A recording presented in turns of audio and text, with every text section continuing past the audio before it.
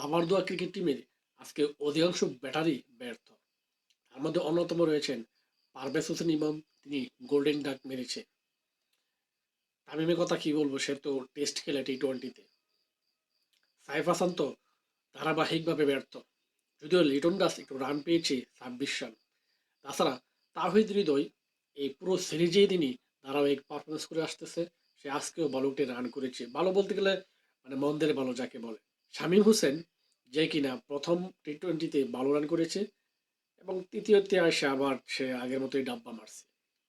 তো মোহাম্মদ সাইফুদ্দিনের কথা যদি বলি, তাকে মনে করেছিলাম তিনি একজন ব্যাটিং অলরাউন্ডার হবে, কিন্তু না। বাংলাদেশ টি-20 দলের ভাইস ক্যাপ্টেন সাইফ হাসান, তিনি যে লাস্ট কবে একটি ভালো ইনিংস খেলেছে সেটি আমার মনে নেই।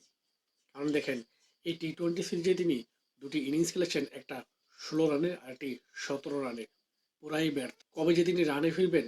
আমাদের ওপেনার তানজিদ তামিম, তিনি ইদানিং টেস্ট দলে ডাক পেয়েছেন। টেস্ট দলে ডাক পাওয়ায় তিনি টেস্টের মতোই ব্যাটিং করতেছেন ইদানিং।